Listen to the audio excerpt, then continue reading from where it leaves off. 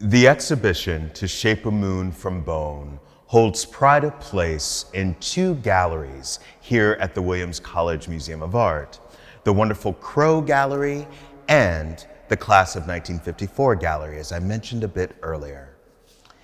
The exhibition takes its kind of design element, let's say, or its permission of flow from one of Mary Ann's last artist talks given in January of 1994.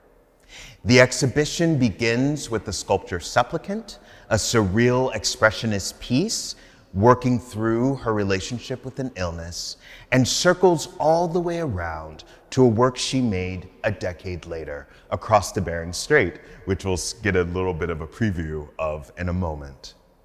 But interspersed in this lyrical surround or sensuous flow, in which Mary Ann is thinking both chronologically and diachronically across 20 years of her practice, I've interspersed some moments of levity that also help us to understand how she is thinking about her own place, not just in the history of art, but in the history of sculpture.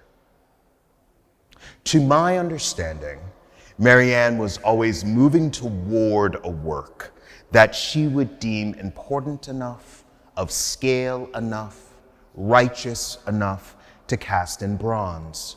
And bronze for a sculptor, as we know, is history. Bronze is the materiality of flesh. It is the materiality of time as it necessarily changes and oxidizes in the ecological atmosphere and ethers of our world.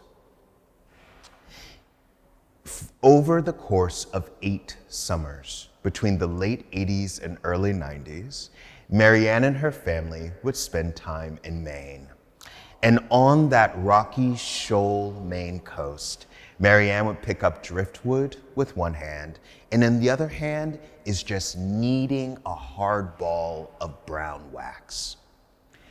And then when she would get back to the studio, the summer studio, as I like to think of it, she would combine these two elements, kneading, pulsing, pushing, pulling, working the wax across these driftwood fragments in order to form, sometimes funny, sometimes audacious, sometimes revelatory, but always powerful, little works that she then called her fragments.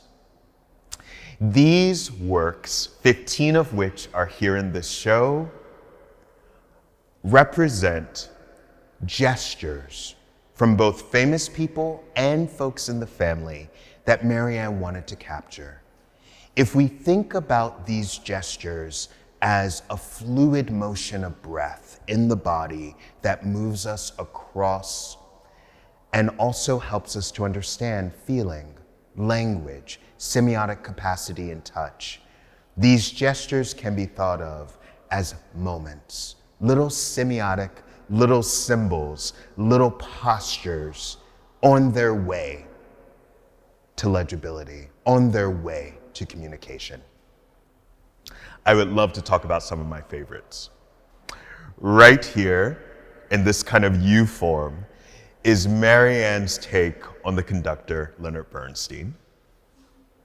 Moments here of arms outstretched, fingers splayed, which is a motif that Mary Ann will carry across even into her drawings and into some of her sculptural forms.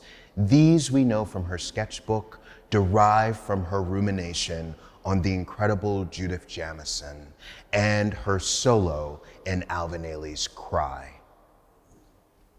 We also have this, a runner at the start of the finish line, her take on both Bruce Jenner, now Caitlyn Jenner, and Jackie Joyner-Kersee at the Olympics and the summer trials.